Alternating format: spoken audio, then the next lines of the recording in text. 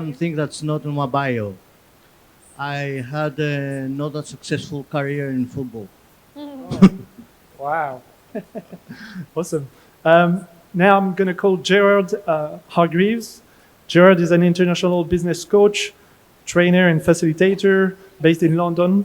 For over 30 years, he has specialized in designing and implementing leadership development programs at all levels in organizations. Gerard works globally, helping organizations identify and develop the key behaviors and skills that make great leaders. He broadcasts on the BBC and consulted on the production of BBC training videos. He has written a number of books on leadership skills. Welcome, Gerard. Thank you very much. Thank you. So same question to you. What's one thing we should know about you that isn't in your bio? So when I'm not doing business, I'm an elected politician in the City of London. Wow, awesome. Thank you, Gerard. Now I'm going to call Kamran Khan to the stage. Dr. Kamran Khan is an accomplished leader in food and beverage industry with 25 years of experience in operating international restaurants and cafe brands. He is currently the CEO of Arabian Entertainment Co., a very well-established hospitality group based in Saudi Arabia that operates international restaurant brands like IHOP, Applebee's, and Ocean Basket. He's also an international keynote speaker, has been recently featured by Forbes for his expertise in turning around F&B companies. Welcome, Dr. Kamran Khan. Thank you. So, good morning, ladies and gentlemen. So the question that Renat is asking, interesting, and I hope nobody's listening in the board, and I'm going to say that. I am the CEO of a restaurant company, and I've been in this business for past 25 years, and I don't love kitchens at all. So cooking is not my passion, and that's not in my CV. Wonderful. And now I'm going to call Guy Marang to the stage, former European and global CISO of Sony Electronics, managing partner of Cubic Consulting, expertise in applying security in many areas from electronics, banking, telecom, national medical data, social security, and local municipalities, from strategy, risk assessments to ISO certifications. Welcome, Guy. Good morning, everybody. I hope you all had a coffee to get started, because you're the first ones and we rely on you. So same question to you, Guy. What's the one thing we should know about you that isn't into your bio? Everything which is not in my bio is confidential. Very, very good answer. Now I'm going to welcome Sanjay Sinha to the stage. He's a product of a premier business school, FMS Delhi, India, and brings 30 plus years of leadership and strategy expertise that spans India, Asia Pacific, the USA, and the EMEA. Before transitioning into consulting, Sanjay held several prominent senior roles like Director HR APAC region, driving HR in 15 countries out of Singapore, Executive Vice President for M&A and Global Expansions, Global Head of HR for various companies. Presently, Sanjay acts as an advisor to CEOs, CXOs. His company, Crurentia, specializes in senior and middle management hiring and human resources consulting. Welcome, Sanjay Sinha. Thank you very much. Pleasure to be here. So, same question to you, Sanjay. What's one thing we should know about you that isn't into your bio? So what is not in my biodata is that I almost completed my private pilot license. I did a lot of flying before getting into the industry. Awesome. Thank you very much. I'm just going to join the guys. All right, so the one thing you should know about me that isn't in my bio is that I hate feedback. Like, oh, sorry, actually, there's one person missing in the panel. All right, my apologies, Mohamed Shehata. Mohamed Shehata is a real estate entrepreneur and founder of C Square, a brokerage and property marketing firm based in Egypt. with 12 years, plus 12 years of hands-on experience. He has built deep expertise in market dynamics, deal structuring, and client advisory, recognized for his strategic vision and grounded leadership approach. Mohamed works closely with investors, buyers, and developers to identify opportunities, drive value, and support long-term growth. Welcome to Mohamed Shehata. So same question to you, Mohamed. What's the one thing that we should know about you that isn't into your bio? I don't love to be messed, Renaud. Sorry? I don't love to be messed, Renaud. Right, I understand that. And that's the one thing you should know about me, that I could be forgetting people very easily. All right, now that we are all in the panel, when we talk about letting go, we, the reverse service is controlling, right? And controlling as a manager, we could call them micromanager. So who in this room had to deal with a micromanager in their career? If you can raise your hand. In the panel too, yes. So actually, it's quite representative of the research from not Gartner, sorry, what's the name? Gallup. Yeah, 70% of people had to deal with a micromanager in their career. So it's something that is quite present, unfortunately. And I thought that for me, a micromanager is someone who, you know, look over your shoulders, is very much leading you every step of the way, someone that you don't necessarily appreciate around you. And I thought I was not that guy, definitely not. You know, I'm a nice manager. I'm not over the shoulders of everybody, but somehow I realized that I was actually, to a certain extent, one of them, because I realized that even though I was not into the details of everything, I was still very much controlling every decision about which software to use, about how we're going to approach everything, the standards, the policies, procedures, etc. And so that was not leaving the space to my people. It was very much about managing the how. And that doesn't work very well.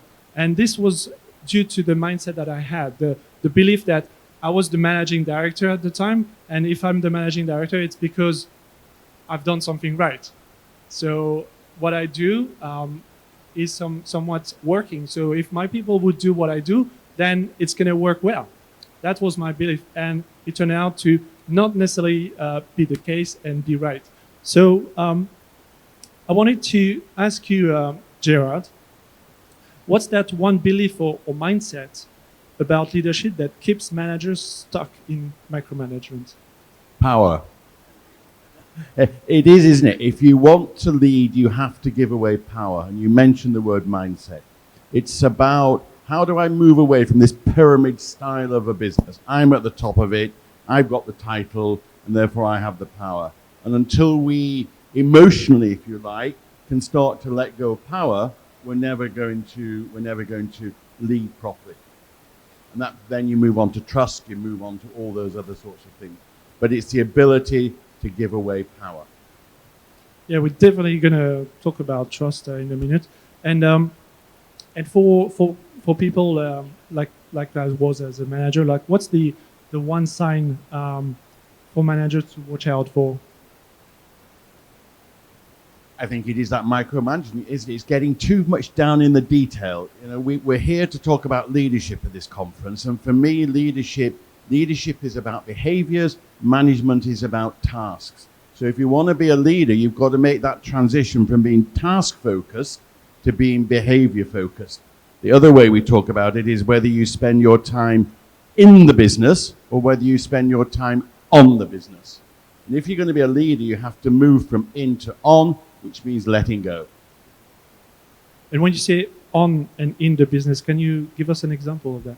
Well, it is about strategy, isn't it? It's about how do we develop, how do we grow this business, how do we look for the future rather than deal with...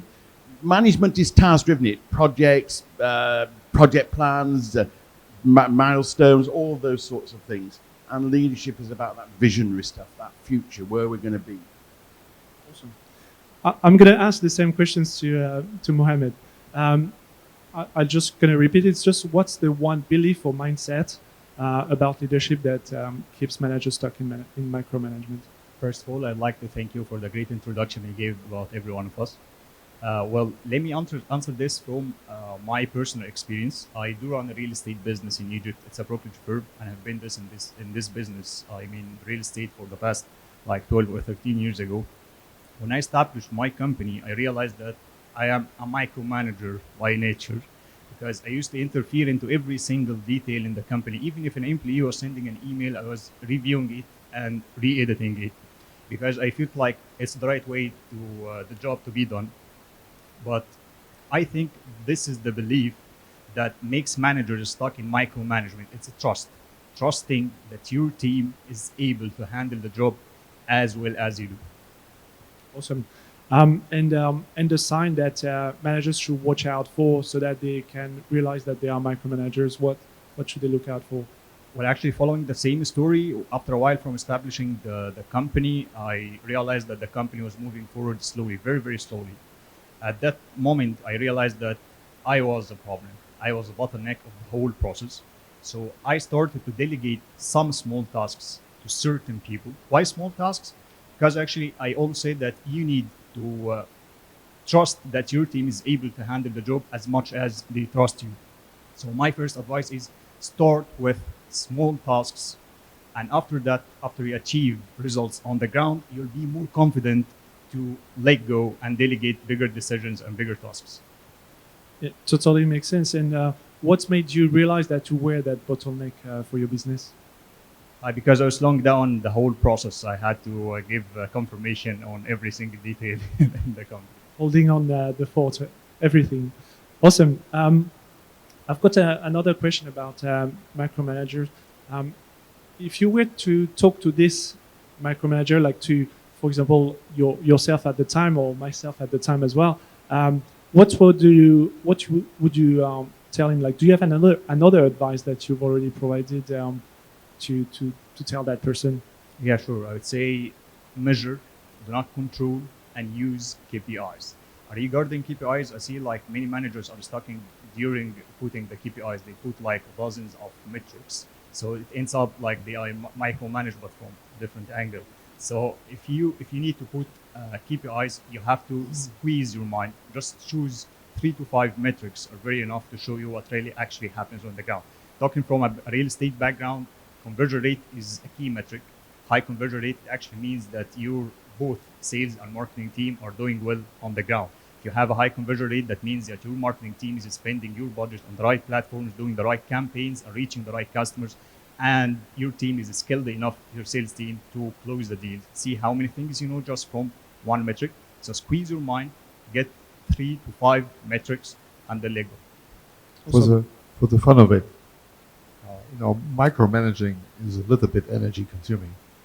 I have come across a case where someone realized micromanaging takes also energy, so he hired another guy who was a much better micromanager than himself to actually get the job done.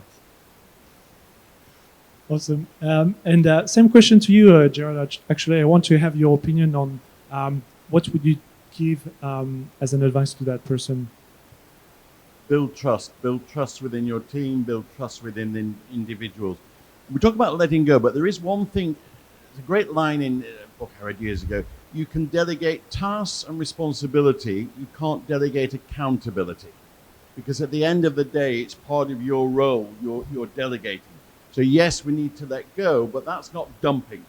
It's letting go, but still retaining that accountability. You as a managing director are accountable to the board for the delivery of your business.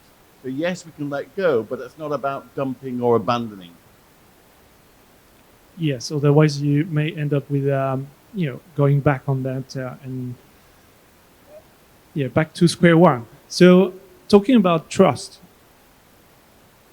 for letting go, it's very important that you are feeling confident about your people. And as I became MD of a small consultancy in London, it was a software company that was struggling when I took on that role. So I did not have much time to celebrate. I had a lot of pressure. And And what I did, I had to do something bold. I did not trust my team. For me, they were not doing the job because I was controlling them, right? And but I knew that I could not do take those responsibilities all on myself anymore. I'm not going to be able to deliver. I could not do that anymore. So I did something bold, and I delegated more. I gave more responsibilities. I promoted people, and basically I just told them, this is where we need to go.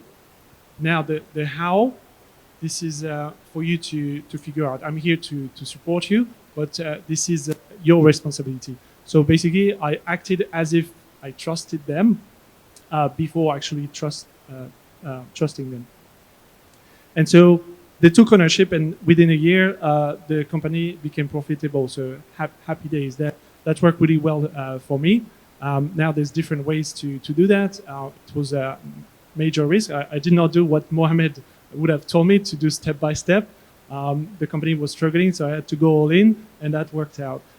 Now, Guy, I've got a question for you, because this was a small company for me.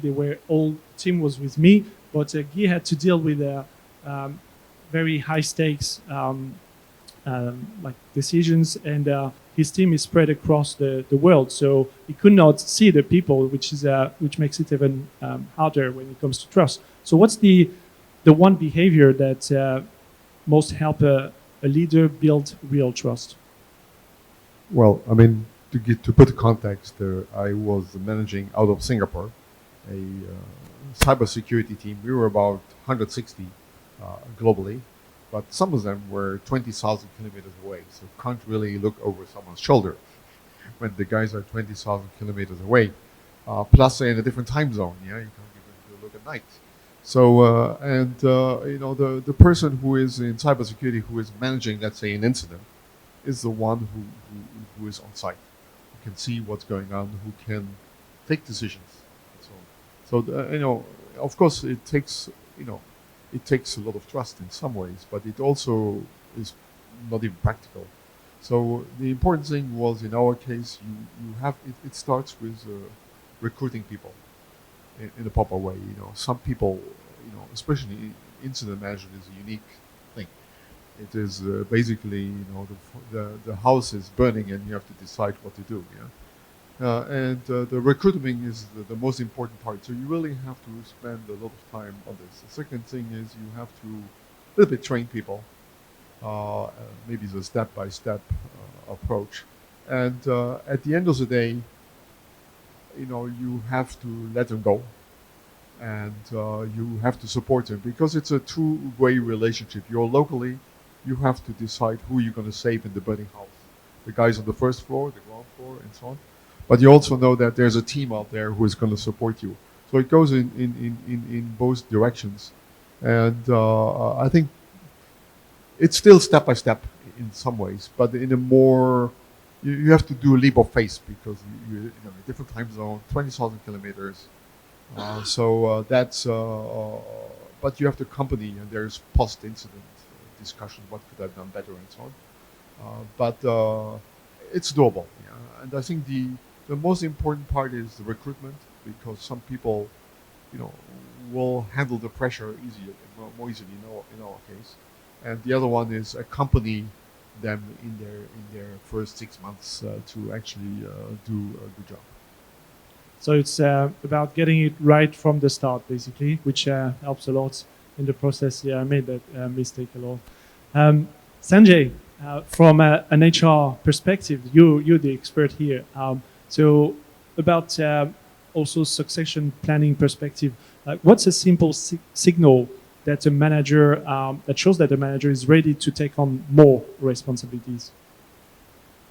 So before I answer that question, let me just put my thoughts on, there are two words that have been used very much till now. One is power, which is the tendency to cling on to things because that tells you are the boss. And the second thing that has been talked about by both Mohammed and Gerard and others is about trust, right? The irony of the situation is, that you have low trust on the people that you hired, right? And spoke about recruitment process. You don't trust or you don't fully trust the people that you yourself have hired, right? So what does it tell you about your personality, right? This is one thing that the bosses need to consider. Now, coming to succession planning and little bit of my experience in HR, I manage HR for Asia Pacific, 16 countries, and then a global role. Uh, d- Developing managers is is one of the most ignored thing in the corporate world. It could be because of pressure of time, it could be pressure of deliverables, board, whatever you may call it, but it is not there. So we have realized, or I have realized over a period of time that developing managers is needs to be a part of the culture itself. And for some of the companies that I worked with, we what we did, like Mohammed spoke of KPIs, 3 to 5 KPIs also. We hard coded one KPI as every year you will put two names up who would be ready now and ready in 2 years. This was a hard coded KPI, nobody could change it. So out of 5 KPIs, one is gone. You can play with revenue, recovery, growth rates, all those things for in the next 4 KPIs. And what we also said was, you develop managers, bring it to the front, but remember, managers, good top talent is our corporate resources. They are not your resources or team resources only, right? You develop them, and after 2, 3 years, you let them go, and so that they can perform equally well in other things. So these things have worked pretty well for us, and we work with clients, and one of our flagship programs is first-time managers, people who from individual contributors become people managers. So what we have realized that the managers compete with their own teams, and they will tell you, oh, I can do this in 5 minutes, you are taking 15 minutes. So they compete with their teams. So we teach them, we tell them in terms of how to make sure that to develop people, you have to build a trust, you have to let go.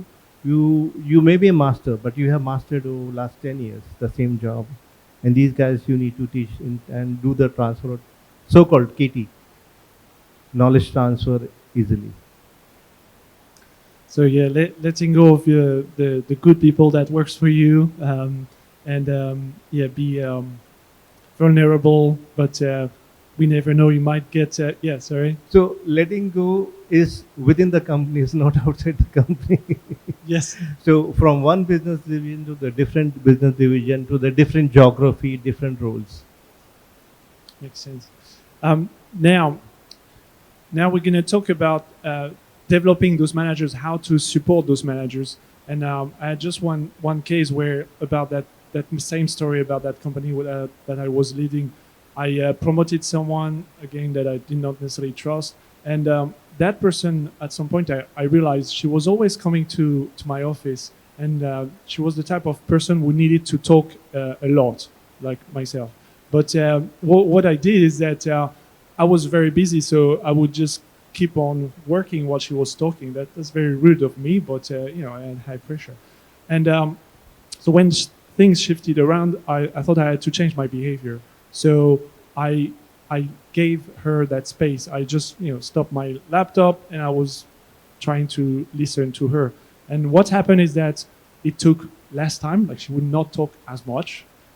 She would find her own solutions, and most importantly, we would have like a respectful type of relationship, and things went well. So what I realized that I did not leave her that space, and I had to adapt also to the different type of personalities of my managers and how to support them.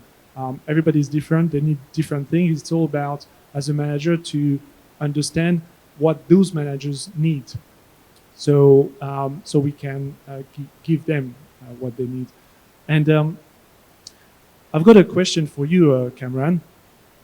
You've led teams in an environment where people must make decisions independently, right? And what's one practical thing a leader can do to help manager feel confident making their own decision? Thank you, Renaud. Now, before answering your question specifically, I think we have to step back and think for a while that who amongst us has really not micromanaged, in our corporate life or even in our personal lives. I think this habit and character starts right from the childhood. So it's instilled in us as a human being. So when we were children, when we were kids, we used to hear from our parents, don't do this or do this or do this way.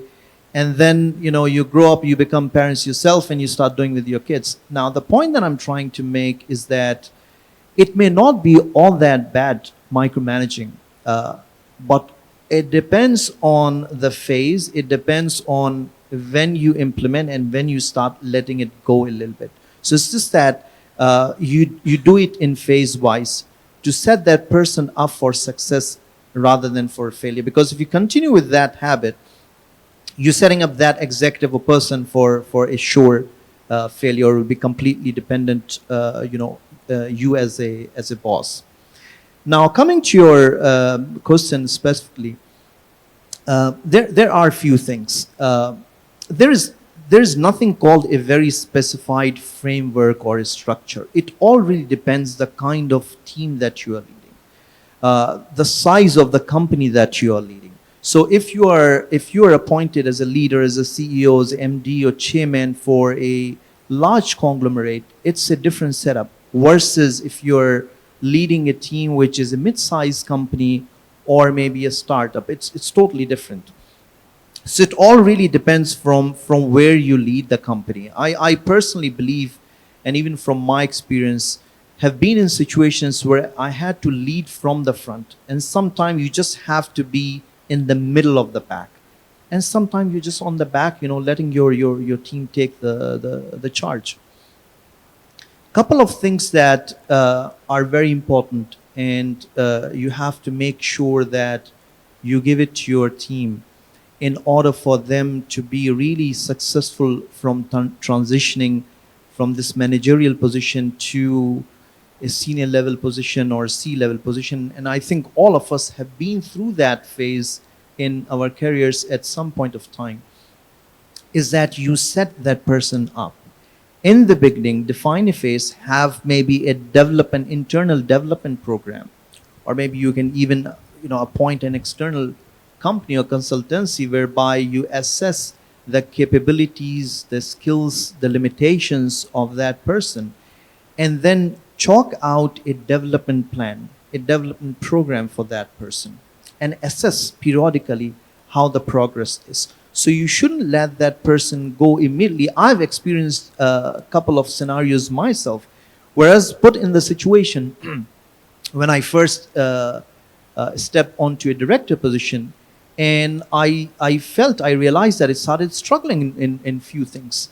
Not from a skill perspective, but from a connection perspective or deliverable in terms of, like, for example, if you're in the board, those kind of things. And what I realized, and I demanded from our CEO that, I need to go through some sort of development program or course.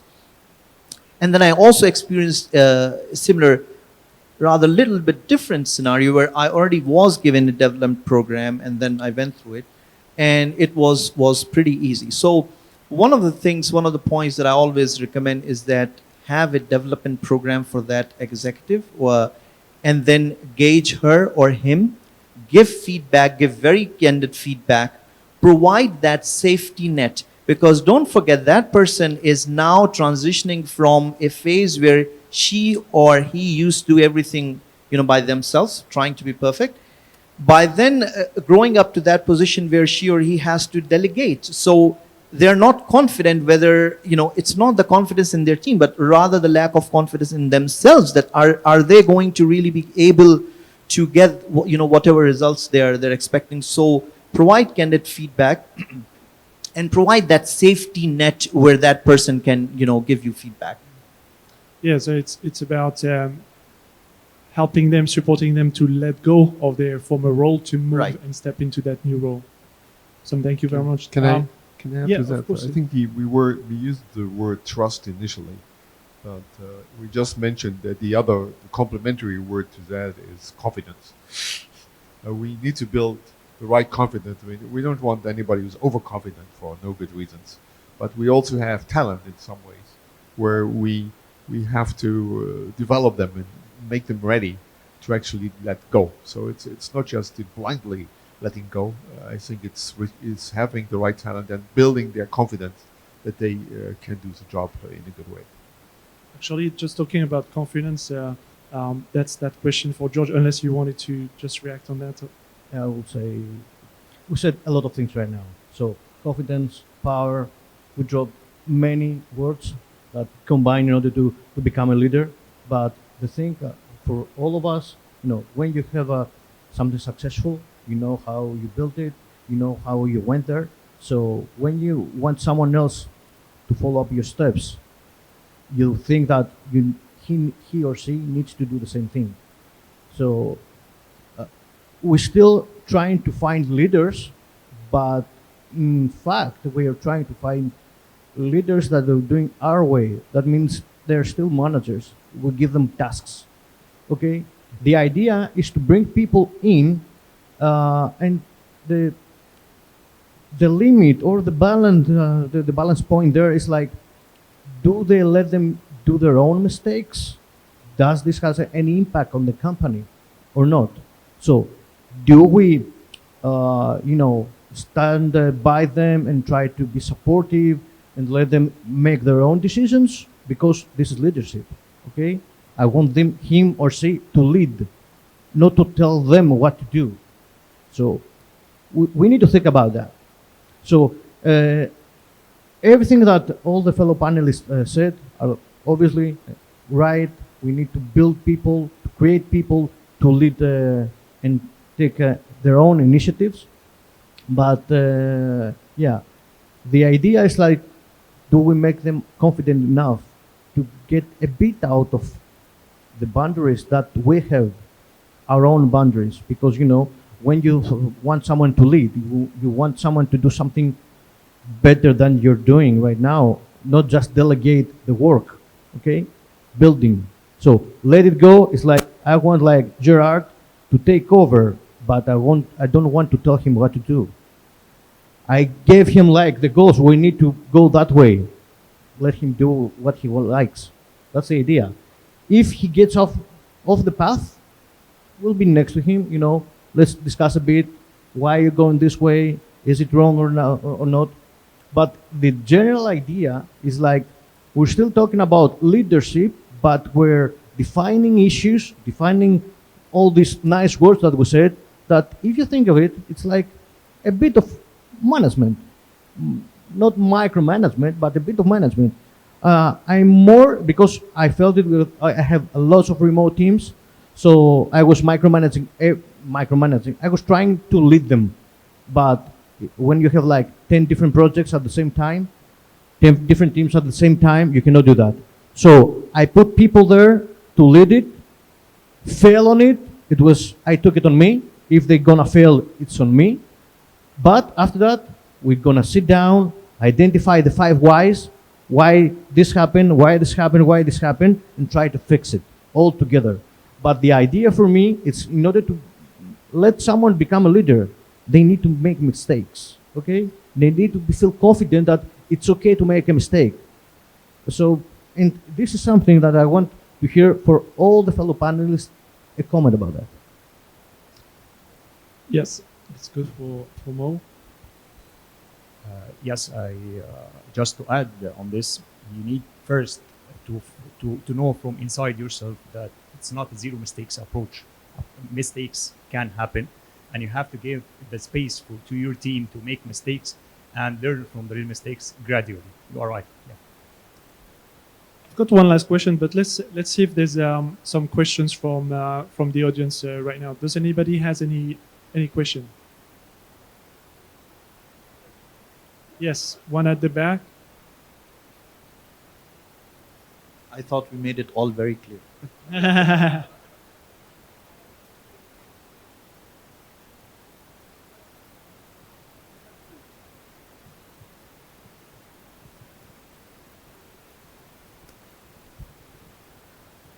I could see the intensity of the discussion. It's very encouraging.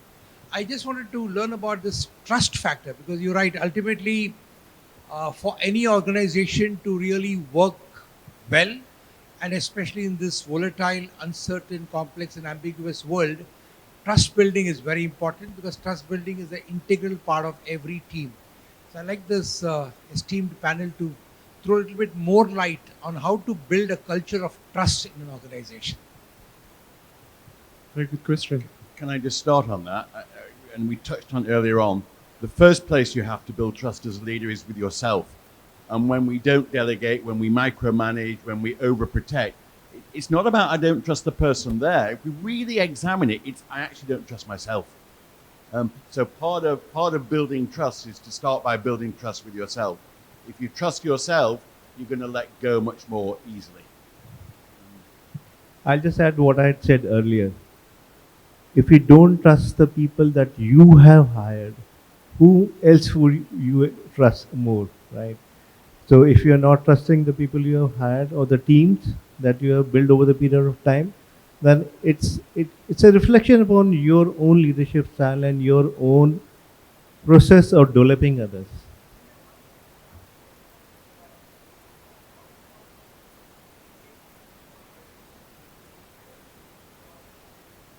Yeah, that's what I commented on.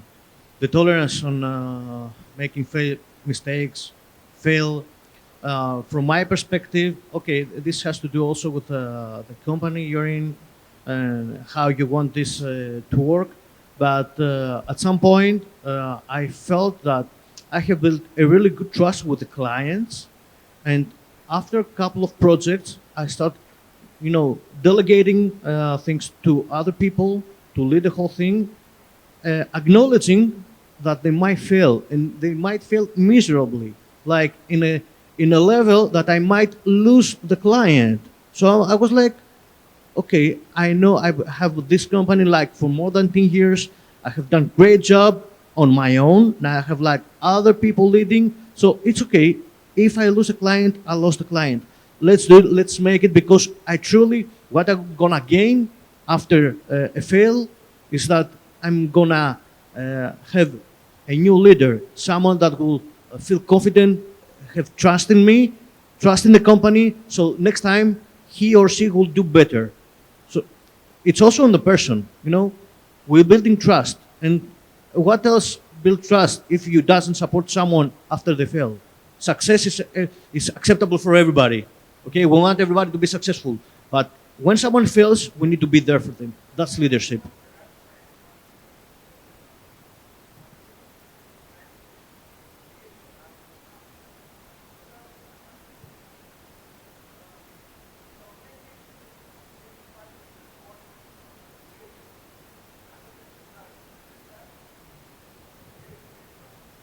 Yeah, I mean the two are linked together for sure. Like if you drive the right behaviors, you will get those the success. It's all about kind of looking at the process rather than the results and making sure that the process is gonna get you those results. I just wanted to come back to what we were saying. It's about giving responsibilities and letting go of that.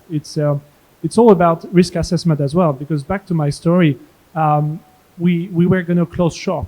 So I went all in because I had nothing to lose. Like the worst case scenario is that we would close shop in 3 months instead of 6. So, you have to assess the risk as to what to delegate. If losing a client is acceptable, then why not do it? Because it's a great lesson.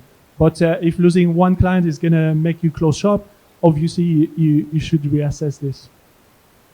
One of the statements or equation I would say that I have lived by is about trust. Is really, it's not about the trust that you have in your team or a particular member of your team when they do something right. Make sure you trust them when they make a mistake.